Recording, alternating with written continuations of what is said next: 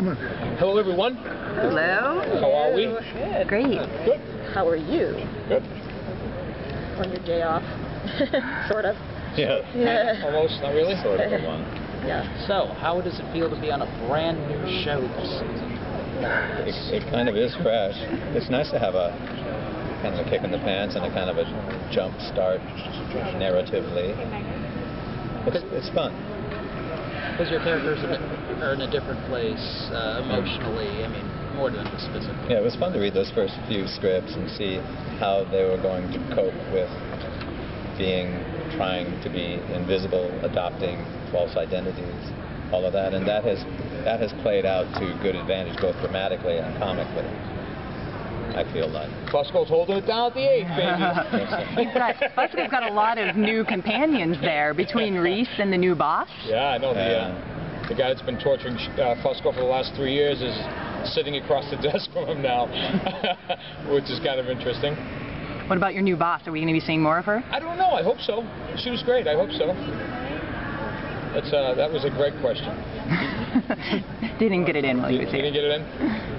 You see what the writers do is they'll every episode or so we'll get some new role, some new character that you think, oh wow, they could really do something with this down the line, and so then you begin to wonder which ones will they do that for.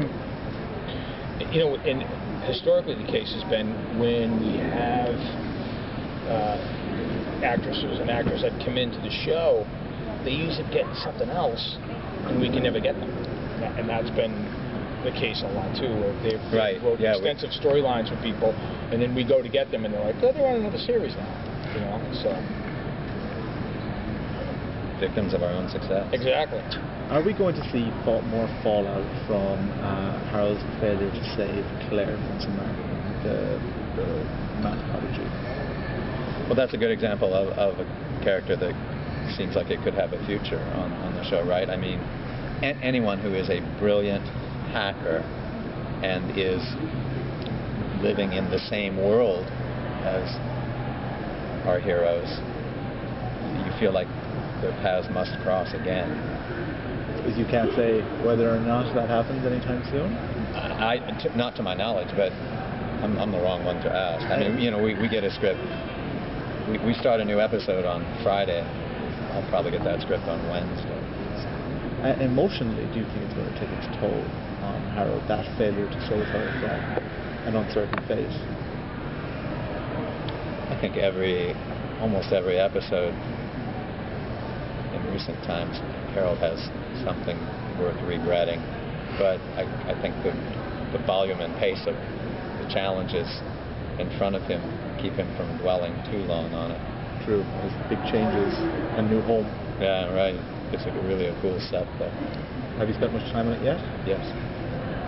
And yeah, I mean, it is the new library, that subway set. So we were there. I mean, that's one of our permanent sets. That's one of the most impressive sets I've ever seen. It is. As long as I've been in this business. Yeah. That set is just unbelievable. I was stunned when I walked onto it. The scale of it, the detailing of it, the historicity, the research that went into it, it's so cool. And then where do you get a subway car? And how do you get it across the country? Great. And how do you get it on the soundstage? Amazing. There's a lot of effort and money. Yeah. No doubt about that. Is there a scene or an episode coming up that you can't wait for the fans to see, that you want to point the fans to and say, make sure you're there for this one? You don't have to say what's in the scene. Just right. There's an episode coming up where Mr. Finch has to go abroad for business purposes. But is that all he's up to? And he enters into a relationship with a new character that may not be all it seems. Can you tell us if he goes to Italy? Oh, no. Oh, I see what you mean. Good. For Fusco, it was last week, The Wingman would be the episode so far to date this year. Yeah, that was really good. It was great. Thank you. Well, I mean, in this season and last season, towards the end, Fusco was in a very different place than he was initially. I mean, you're sort of the experienced, more thoughtful detective that everyone looks up to. Yeah, I think the Detective Carter was the one who kind of brought Fusco back to the once heroic image of himself that he may have once had when he initially became a police officer. And the writers have really done a great job at continuously, putting him on that path of redemption. And now you've been trying to force Reese to, this is what a cop, or Riley, this is what a cop. Yeah, trying to corral Riley is a little bit of a challenge. I think this year what Fusco will be doing more of is just covering for him than anything else, and explaining to the powers that be why he's not at his desk. So I think that'll be a lot of Fusco's responsibility this year. He's never at his desk. Yeah. Are you guys going to have anything, any scenes coming up together? You never know. We usually have one or two good ones throughout the... We talk on the phone. Oh, yeah, exactly. He knows me well enough to use nicknames. Exactly. My little pet name.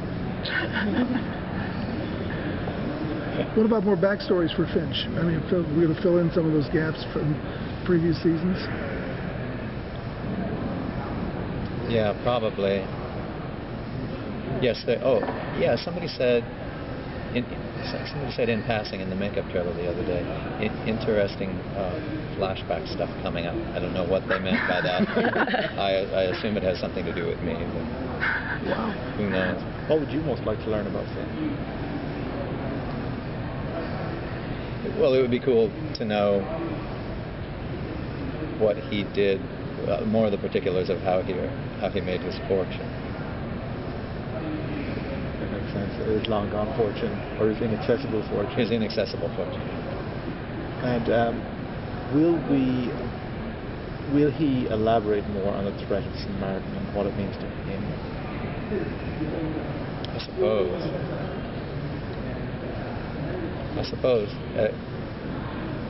That's a good question. Does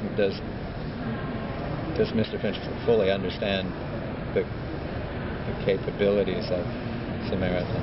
Is it like the machine on steroids, or is it something altogether different in nature?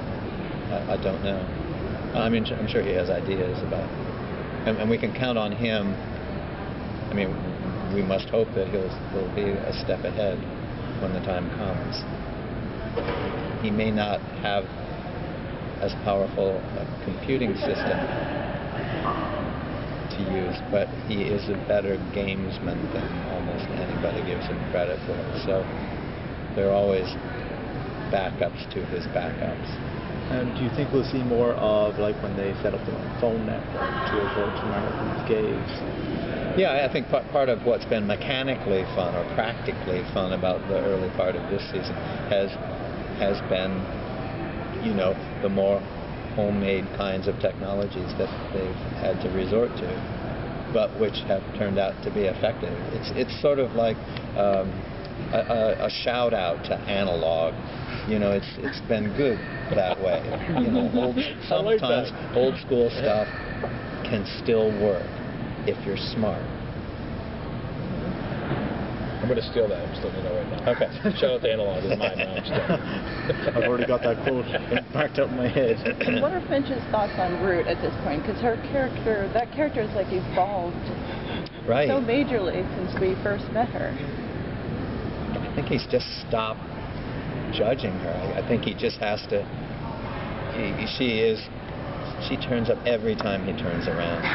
So there's just he can't run. He can't really complain. It would be a waste of his own breath and time. I guess there is a grudging acceptance. Even if she's mad, the fact that she loves the machine, his child, his techno child, that must go a little ways to endearing her to him. But at least he kind of gets.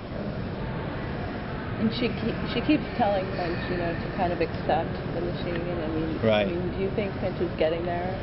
Kind of deciding to accept the machine back into his life? He's in an interesting position that someone else is asking him to have faith in the thing he's made. Someone else regards his techno child as a kind of deity. And I think that every fiber of his scientist being recoils from such a notion.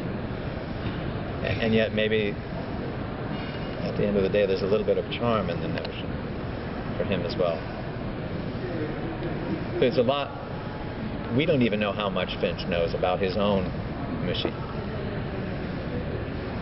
Or whether there are things that he built into it that have not yet been revealed. So he'll continue to struggle with the machine and... Or struggle with his own sense of the ethics of artificial intelligence. And I mean, he has a glaring example of how badly it can go wrong in Samaritan, which they tried to keep from going online, and now they haven't. And it's going to get back. Last couple questions? Do you like to play these kind of mysterious characters? For Yeah. example, this one, we don't know about the person, and the last one. Or This is why I hardly ever play the romantic lead or the hero, because what's the fun of that?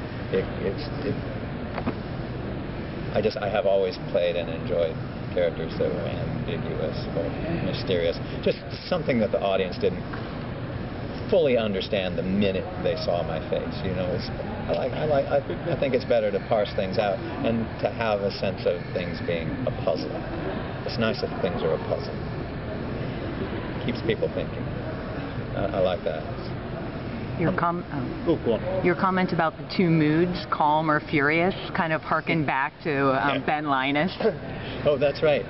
Actually, lately there have been some. I find myself playing moments that have qualities that are reminiscent to me from my work on that other TV show, which is interesting because, you know, I'm fond of saying, you know, that I tried to leave that character behind me, and we always do, but how far behind can you leave a character that you spent years? There's a lost reunion.